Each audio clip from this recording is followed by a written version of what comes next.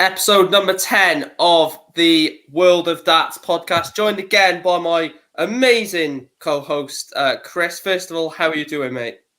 I'm piousing there. Pretty saying amazing. No, I wouldn't go that far.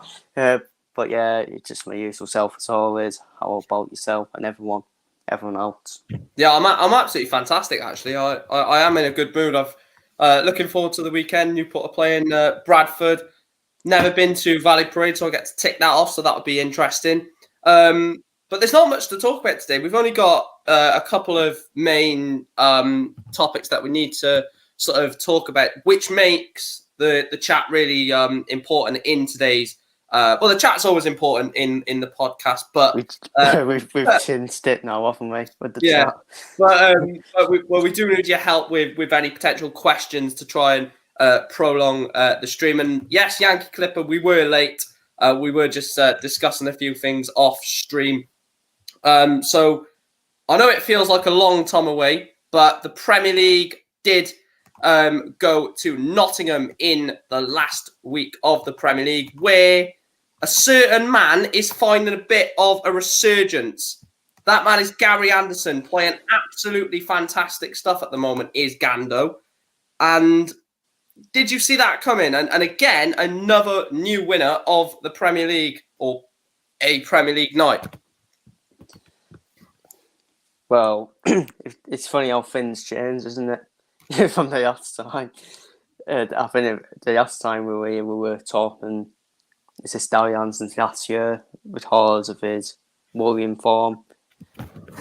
It's just Gary Anderson, man, isn't it? It's just so Gary Anderson. Say a bad thing about him, it will turn up to say that, and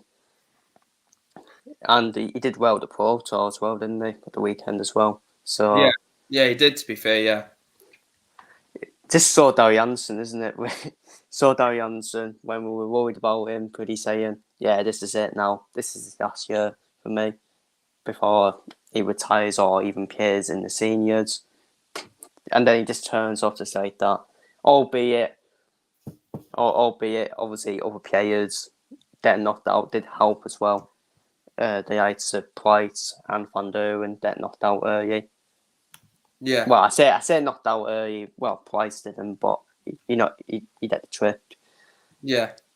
There was concerns about Price going into the night. We've seen the picture on social media, and they did show it, to be fair, during the Premier League night on Thursday. They did show a picture of his hand. It looked very swollen. It looked, really uncomfortable. First game, he played very well in patches against Van Gogh, but Van Gogh was still good, got through that. And I think we just seen that in the game against Michael Smith, that the hand was never going to hold up for 2 games. It was, it's all right for 1 game a night, but when you've got to, play another best of 11 match, it's always going to give him problems.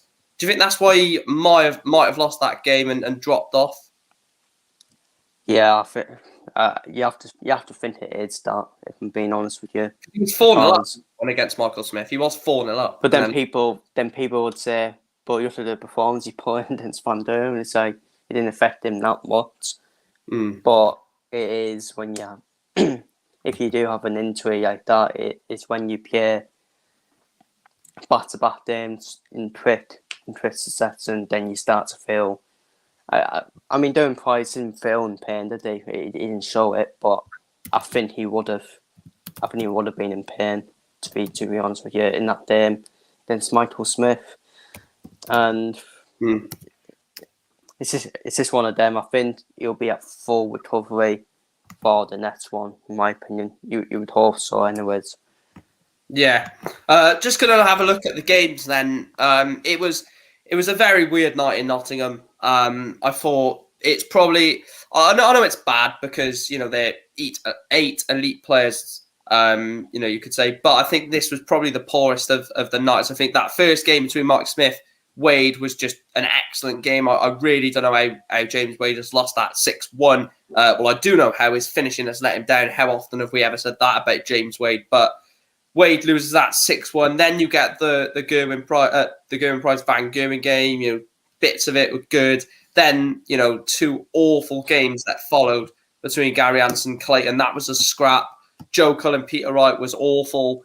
And then you look at the 2 semi-finals that weren't the best, and the final, you know, was electric. So it was a weird night in Nottingham where, you know, you've got all emotions, loads of 180s were hit, actually, you know, probably one of the highest 180 scoring nights, to be fair. James Wade hit a ton.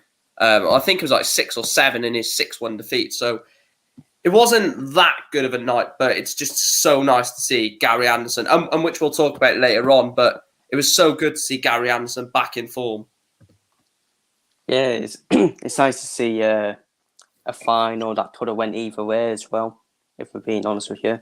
I mean, if this was Michael Smith against like Durham Price in the final, then everyone would put Durham Price to win it, but to win the night. But the fact it was Michael Smith, Gary Anderson, it made it a spit on the darts fans, isn't it? Like who's going to win the night? Because it's always the case with Gary Anderson. He will turn up for these bid games, against the bid duns, but then comes off against Michael Smith, where in another day where he might use that game. But the lucky thing is, with Gary Anderson, he just turned up, and no doubt Gary Anderson would have said, "I just love to play darts." Yeah, you only say that when you're winning. You don't say that when you're stinting the pace out in bad form. Which he had said that before, Gary Anderson, where he's like, I just love to play darts, but then at the same time he does moan about travelling as well. So it's one of them. It's like when Marlo's opinions, like flip-flop Marlo, like make your mind up. Yeah. It's I don't disagree at all. I massively don't disagree. Moving on to Thursday then. We finally return to Europe for a Premier League night. First of all, before we actually talk about the darts, how good is it to be seeing a sea of orange again for a Premier League night? Well, yeah, it's good, isn't it? And I can't remember the last time we were in who before the Premier League darts, but it's definitely before the demonetised fibre support. Because when that happened, it was in one arena, wasn't it? Where I think it was in Milton Keynes, I think it was. Yeah, when they had the blocks of nights, wasn't it? Like the 5 block, then the 4 block, and then they came back after Judgment Night, I think it was. Yeah, that was it. And it should be good night for the Dutch fans. Should be good with Mike van Deuren walking on. Yeah. I feel Mike van Deuren will have a point to prove as well in his home country. I was just about to say that. Normally, or in recent weeks, I would say, I'd say about a month or so ago that the Dutch fans would be a bit and ahhing over this because Van Geren's not been in form. But the form of Van Geren now makes him a lot more of a favourite going into Holland and potentially winning it with that crowd behind him. In the chat room, and Chris and me, from that, we're not going to go and predict every game, just the final and your prediction to win the final. I'll have a look at yours in the chat as well. I'll give Chris 2 minutes whilst I read through reading through some of the comments, and then I'll give you mine after Chris. So Yankee Clipper has, I said that. Oi, Michael and Christopher. I don't think I've ever been called Michael. I don't think Chris has ever been called Christopher. But good morning. Well, apart from my mum.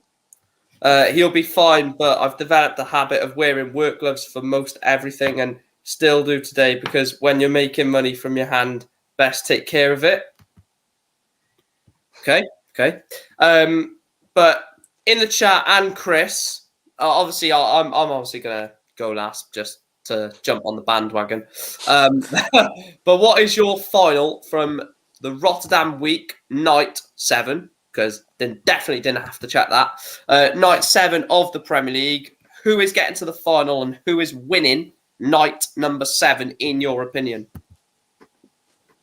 Well, I must say the top half is going to be tough at all. The top half of that bracket, because you would obviously guarantee it's going to be Peter White in the final, but then in recent times we don't always Peter White's going to turn off if it's dark. So, but I'm done stop sitting on the fence now. Done stop sitting on the fence, and I am going to get on with it. I'm going to say I just don't think Darby Hansen will do it back to back, unfortunately, because I think we need to see if he can do it, continue that form.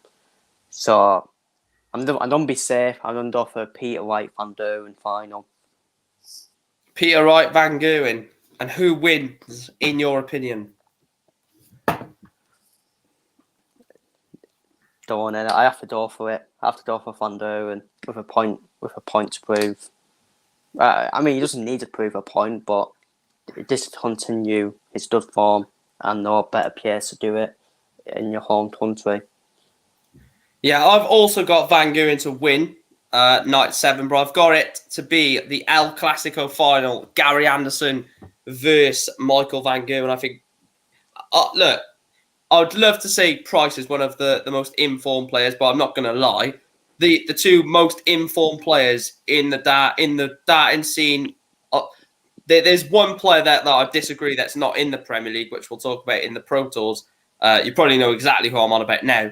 But in this 8 Premier League, Michael Van Gerwen and Gary Anderson are the two most informed players at the moment. So that would be some final in Rotterdam as well, by the way.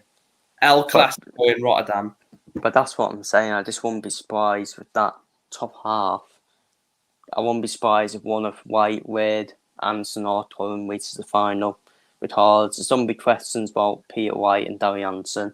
Can Darby Anderson do it consistently? Yankees gone 6-4 Wade, so he thinks Wade's going to win his first night. Interesting. I mean, Nottingham was probably the perfect place for a winner, if I'm being honest with you. Yeah, with some players not in the top form. So, yeah, I've done for Van Duren to. Like I said, I think Van Duren will win the night. I was Urinara to put Peter White in there or not, considering his form, but I just thought I'd be safe with Peter White Van Duren, so I don't for Van Duren to win. Yeah, no, I've gone Van Gerwen to beat Anderson as well. I think not just do I think he's going to win. I think the crowd may just get him over the line if things become difficult in his matches. But that's not saying I think that the crowd will carry him. I'm thinking, if he's in 5-5, dodgy final leg, I think just that boost of the home crowd being behind you. We've seen it with Barney when he's gone there in previous Premier League years, where he's been in an awful game and then he could rescue a point due to the Rotterdam crowd. Gary Anderson did, of course, win the Premier League night last week in Nottingham.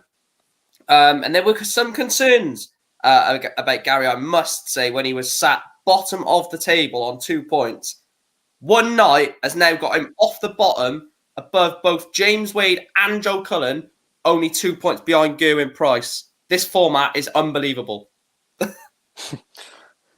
Well, we weren't saying that at the pretty start. We weren't saying that at the start when we had our doubts about it. I mean, you have to say, you wouldn't be shocked anymore if James Wade or Michael Smith end up winning the night, because Michael Smith has obviously reached enough final nights now, hasn't he, in this format, and you have to say he's probably due to win one at some point. Yeah. Same with James Wade. Joe Cullen. I mean, I think he's reached a final as well. Every single one has reached a final now. Well, that's credit to the format, isn't it? Credit to the format. And it's funny because last week we said that top 4 will probably be the top 4. I think it could still be the top 4 in the playoffs, in my opinion. But I think the other 4 will give it a good door now, if I'm being honest with you, to try and put pressure on that top 4, because you have to say Peter White didn't turn up today. He didn't turn up in one night, and all of a sudden it's no change from there.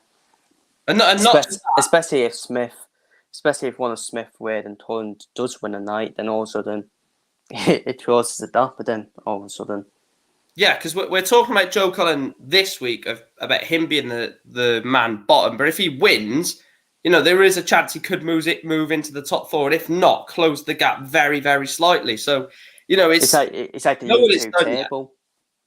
Bloody hell, tight everywhere. Yeah, it is good. I know, obviously, I'm a massive Gerwin Price fan, in case you haven't noticed, but I didn't notice, to be honest with you. Yeah, I am. Funny enough, but it is really nice to see Van Gerwen top of the Premier League after the last 18 months that he's had. But yeah, I have to say with Van Gerwen, with him being top, it's quite a usual sighting for him because he was top of the league table before he had that slump in form where he lost that World Final to Peter White. Then he just went on slump of form after that. So it's back to his usual sighting for Van Gerwen, to be fair with you. And we can only hope it gets more, obviously, competitive over the next few weeks. And I mean, still a lot of weeks to go, isn't it? Where you? Yeah.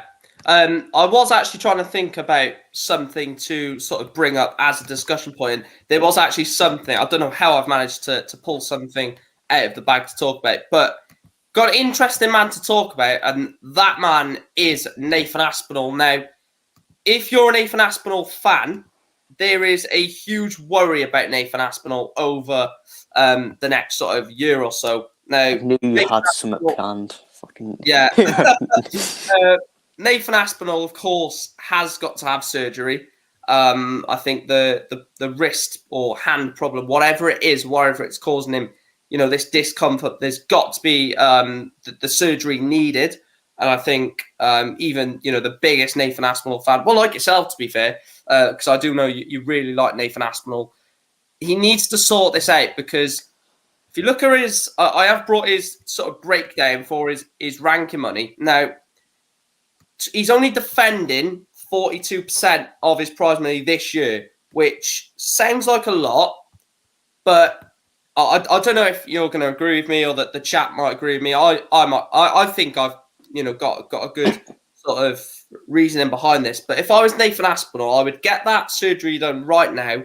May have to sort of basically write off the rest of the year. But if you can write off the rest of the year, and only have 42% off your prize money, then you've got next year to attack the 53%, and you're not trying to carry on with an injury or cause yourself even more discomfort.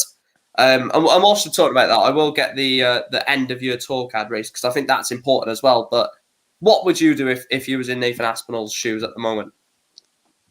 I'll have to agree with you. I think he will need to do his surgery as soon as possible, because if you don't carry on with pain in the hand with that injury, I think that's only gonna drop you even further down to the PT or the merit, because I think this is at the moment, I think it's damaging the invitation now, if I'm being honest with you. Yeah. National. And you may as well just get that surgery done.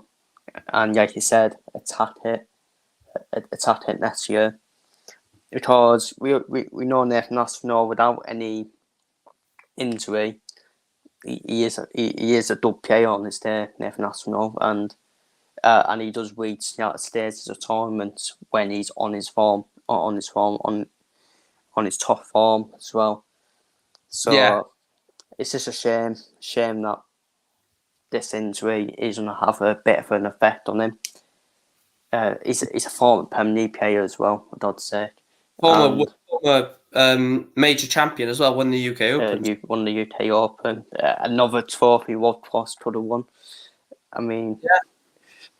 Yeah, Rob Cross, he's a world champion, and he's won quite a lot, Rob Cross, but think of some of the finals he's been in that he could have won as well. I mean, madness, absolute madness. Yeah, to say on Rob Cross, I don't know how people don't wear him at all.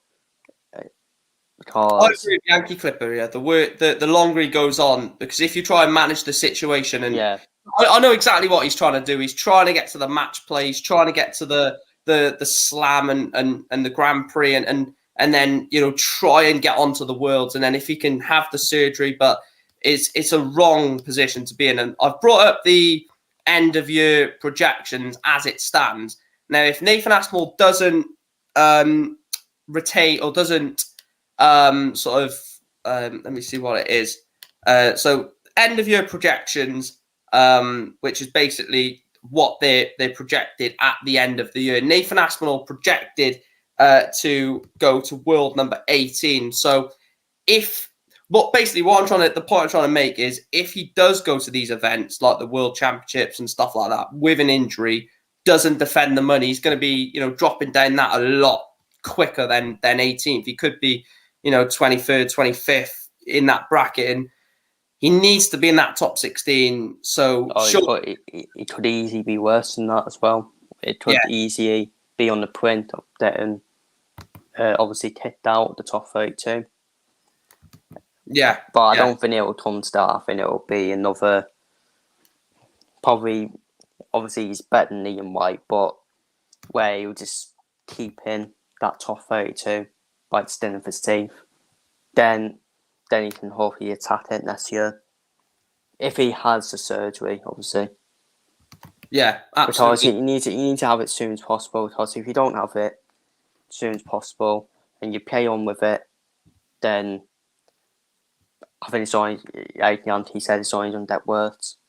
Yeah, and like I said, you don't want to start managing it, because if you try and manage it, then you've got yourself in an awkward position there. You go into these events not knowing, but sort of trying to attack the ranking money that you're trying to protect and retain. And if you don't, like he's going to get 15k from the World Championships because you joined at the second round, which that's the prize money for.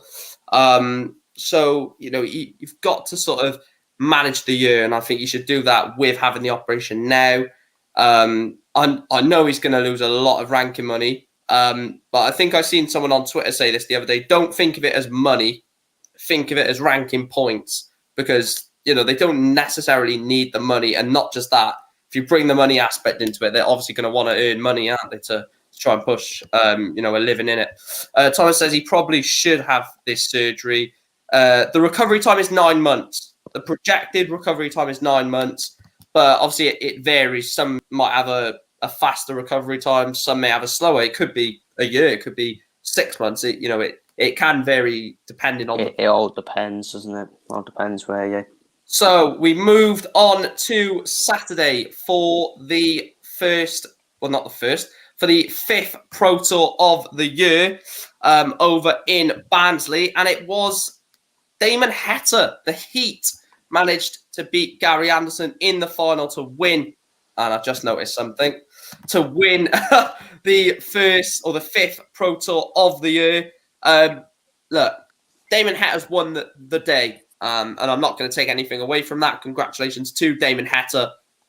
Gary Anderson, what a day. What a performance. Just seeing, his last few games, 113 average against, Rob Cross, 6-2 win, whilst Rob Cross is averaging 104. 104 average against Joe Cullen, who was averaging 91, sorry. And then he's lost with 103 average. Damon Heta has had to throw 107 average to beat him. And he also beat Van Gerwen in the second round earlier on in that day, because he's not a seed. Well, he wasn't a seed going into this. So he was going to play a top 32 player on the Pro Tour Order of Merit, due to him not being a top 32 player on that Order of Merit. But how good is it, first of all, to see this performance from Gary, but also nice to see Damon Heta picking up a title? Yeah, like we said before, it's good to see Gary Anderson batter his bets at the moment. Batter his bets. I know he lost the final of the Pro Tour, but it's still a remarkable, still a very good one from him, and I should still be happy with that. Because with these players who got coming through these days, the likes of Damon Heta, who is that that talent and potential. And I'm glad Damon Hirst finally lived up to it because at first I was like, people do overhype him a bit. I mean, overhype's probably harsh, but they do hype him up a bit too much when he hasn't really. What I meant was that he hasn't really done it consistently, shown what he's made of in the Pro Tour, but he has done that this year. He has done that this year, Damon Hirst. He done it. He done it at the UK Open. I think I'm correct. Yeah, UK Open. Okay, both Michael Van Gerwen and Johnny Clayton in that, And he's won a Pro Tour title now. And I think a Pro Tour title is a good step for you to go on for the rest of the tournaments this year and try and reach that stage or even better. Yeah. Looking at some of the players in the last 16, we won't go deep into it, but I think you can sort of make a grasp of, sort of progression if you look at some of the 16 players in there. Steve Beaton on the Pro Tour, bloody hell. So, yeah, I was just about to say, it's nice to see some unusual names in a last 16. Sean Wilkinson, not a tour card holder. Matt Campbell reaching a last 16. Mervyn King, Jeffrey Desvan. I think even Jeffrey must have been a bit... How has that happened? And Steve Beaton as well. It's these Pro Tours can throw up all sorts of shocks and sort of surprises, can't they? I mean, it's like fair play to Steve Beaton because I thought it would be someone who would normally not bother with these Pro Tours, and that obviously says in the PGA order merit with where he is at the moment. And I mean, it's good to see them. Good to see the guys of Steve Beaton and Jeffrey Desvan as well. Sean Wilkinson as well, and it's even Matt Campbell to an extent. Even though I'm not that shocked to see him on the Pro Tour, but sometimes he doesn't really qualify for him, does he? So it's really good to see him there as well. Yeah, I said with the women's series last week, where good to see. They're not new names, if you know what I mean, but they are new to obviously Pro Tour recently. Yeah, so it's like good to see you people in there. Yeah, 100%, 100%. I totally don't disagree, and I do agree with Edward's comment. A Pro Tour is extremely impressive, regardless of the fact that there's loads of them in a year, and I must agree because if you think about it, you've got a lot of games to play in a day, and in some sort of tournaments and big events, you get protected. Like a seed gets protected a lot more. You don't have to come in until a couple of sort of games into the tournament. Where this, if Gary Anderson was not a seed, so Michael Van Gerwen could have drew Gary Anderson in game one, and then you've got to beat a two-time world champion to get into the second round. So and like he follows up here with it's underrated. The 128 best players in the world. Hello JJ, thanks for tuning in. So from the Saturday, it was moving on to the Sunday, and oh god, here comes a smile. Absolutely, I cannot say how impressive I am, but Jim Williams picked up his first ever PDC title. We've absolutely waxed lyrical about Jim Williams all through, the start of the year, even the World Championships. A lot of people put him to beat Joe Cullen in that second round game. I don't think I've seen anyone predict him to lose to Ted Everett. So we know the potential is there. Obviously, this is his first year on the tour. How important is it to go deep in these Pro Tours in your first year on tour? And what a moment for Jim Williams. Yeah, what a moment for him. And I tell you what, when you win that Pro Tour, especially this early for Jim Williams, I think that puts him in very good stead for the rest of the year, and probably one of the ones to watch as well, in my opinion, for the rest of the year. Jim Williams, if he can kick it on, which I think he will, because I love to watch him talk about. I've watched him talk about him since his BDO days. To be honest with you, Yeah. And I've always said, even though he lost that BDO final to Wayne Warren before the BDO takeout, I always thought Tim Williams was always too good for me for the BDO. Yeah. I always thought it was like a stop wait, where you. Why is he in the Darren- BDO? Why was he in the BDO for that long? Where he could have just moved earlier, because I just think with the no disrespect to BDO, I just thought the BDO standard players were going down because of the rival of the PDC. I'm hoping that the WDF can reinstall that sort of competitiveness. I really think it can, but we will talk. I'm looking forward to next week's podcast as well, where we're previewing the WDF. That should be very interesting. Talking about the last 16 in Players Championship 6, I tell you what, I must say there are so many unexpected names in this. You know, Josh Rock reaching a last 16, Jim Williams, Scott Williams. Looking at Cameron Menzies as well, Mario van den Boogaard, Danny Noppert, you know, continuing his UK Open form. But it just re-emphasizes the point that anyone can beat anyone on the Pro Tour. Like on another day, you wouldn't expect Josh Rock to beat a very, very good Martijn Kleemakers 6-3, would you? No, you wouldn't. Even though I think it was before the UK Open started, we did talk about Josh Rock, didn't we? Yeah. And saying he's a good player. He's a good player from what we saw of him. But I did think it was a bit of a shock that he beat Martin K-Maker, I'm being honest with you. Because I thought Martin K-Maker would take these Pro Tours seriously in his hunt to break into that top 32 by the end of the year in the PC Order Merit. Yeah. So I was a bit shocked by that result, and I was a bit shocked by Mario van den Boogaard using by that storyline. Yeah, but that's fair play. That's fair play to Double Clemens, to be fair with you.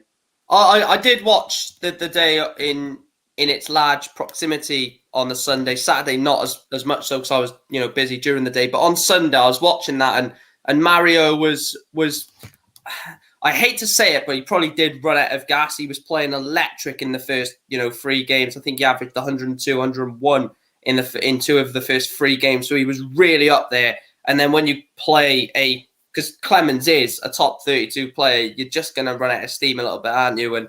And look, Mario's got another year plus or another 2 years minus the first 4 months of the season. But, I would definitely agree that Mario did give a good account of himself. But I don't think there is much else that we've missed in this week of that. It's not really just to end up on that Pro Tour, and this is why we probably love the Pro Tour and it's so underrated, that with that shot winners like Jim Williams, even though I don't think it is a shot for me, because we do love to watch the Club, but Ricky Evans was in that final. I mean, I don't think you would have predicted that, if I'm being honest with you. He was very what's the word? He was also, do drop your questions in. We will go through them once I finish this point, but he did. I can't remember what the actual post was on his social media, but he basically said something like, "I felt as though I was playing the best I've ever played on that day, and I still lost." And he feels deflated and lack of.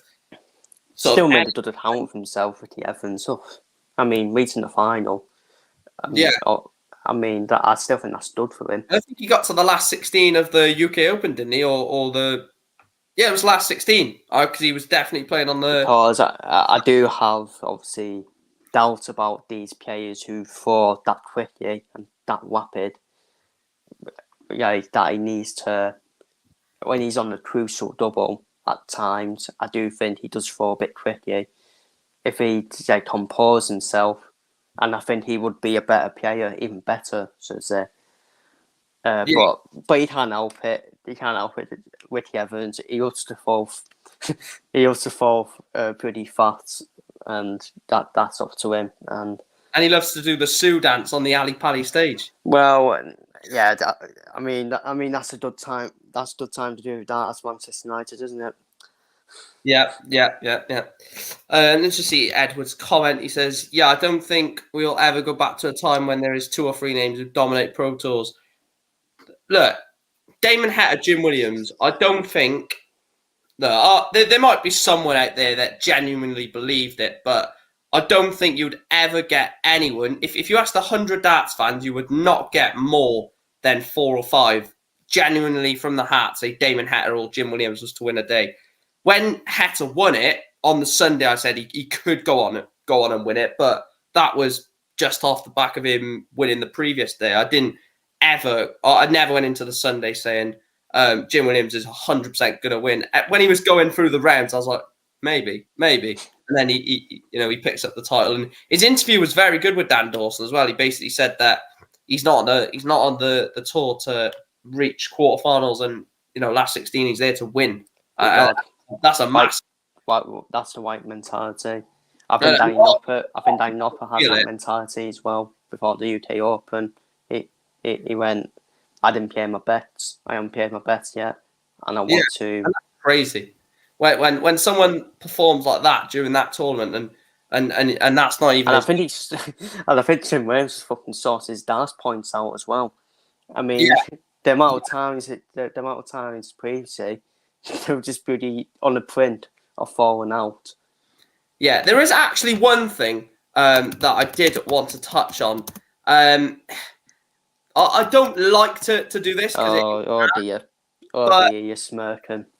No, it's nothing bad. But when you're talking about a situation that is questionable, how has Jamie Hughes busted, or not busted, but how has he miscounted on the 9 data? Jamie Hughes in his game against Alan Suter has gone 180, perfectly fine. 177, I think it was. Left himself 144. Treble 20, treble 19, leaves 27. I have absolutely no words how he's busted that. I mean, if that first treble goes in, you don't move. You use that as a marker, and you get that second one in, and then you go to. It's very questionable why he went 12-19 on 144.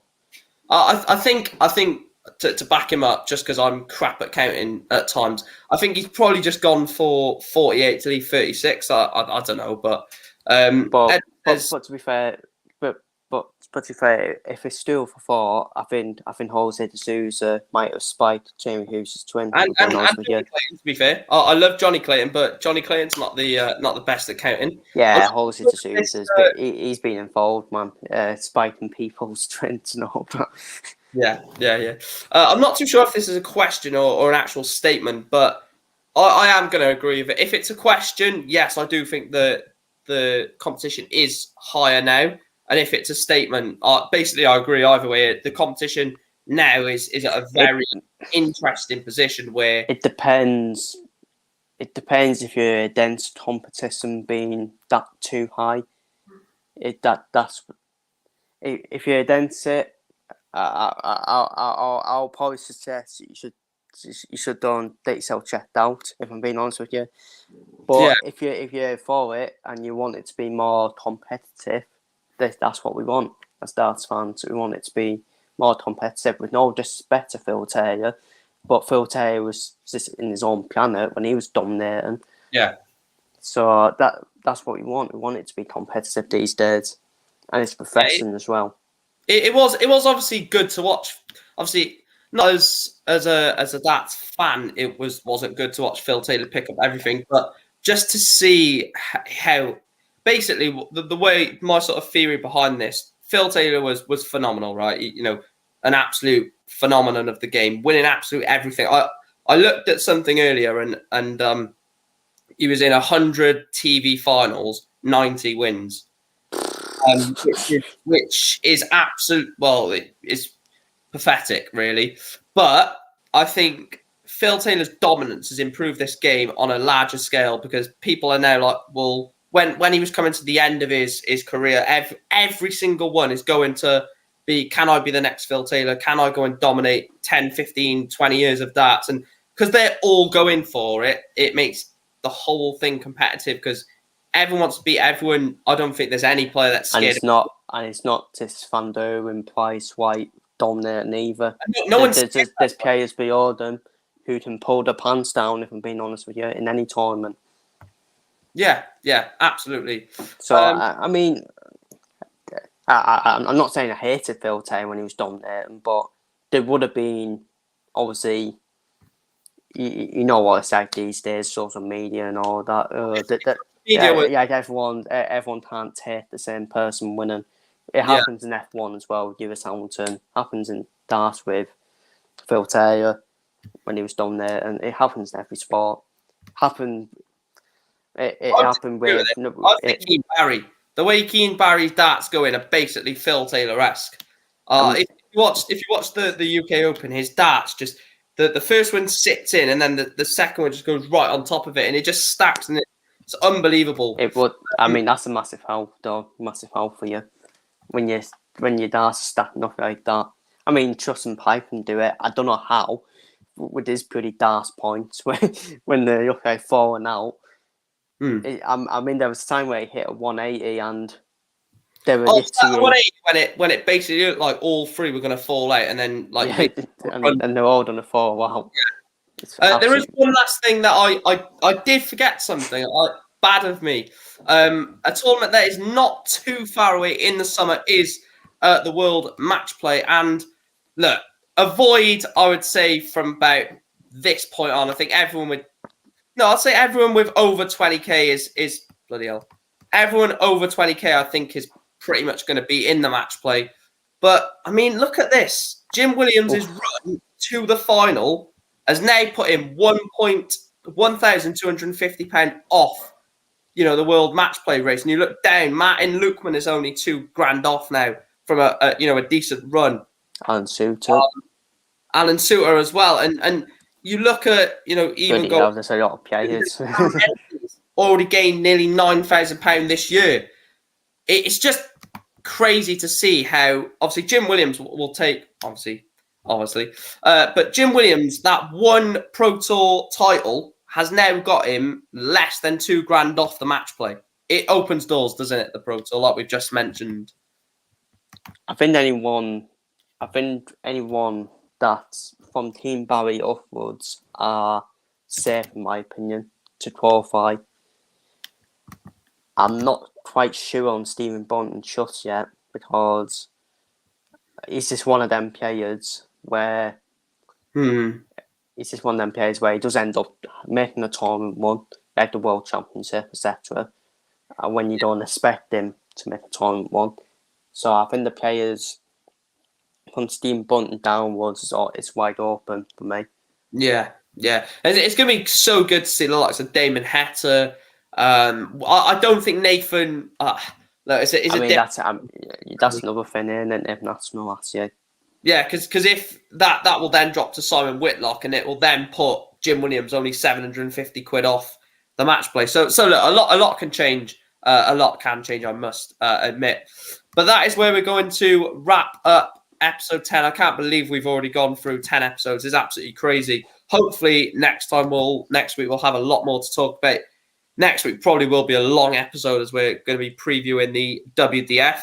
But first of all, where can we find you? And thanks for tuning in. Carlisle are playing at the weekend. Hopefully they can do us a favour against Bristol Rovers. But thanks for coming on. That's for Woodstone. That's for us to do that. Yeah, we're not kissing anyone else's pretty bad side to do them favours. So, but yeah, where can we find you, Chris? But yeah, find me at Twitter, Chris Wells CUFC, and find me at YouTube at Chris Wells. Yeah, do subscribe to Chris. It's been an absolute pleasure.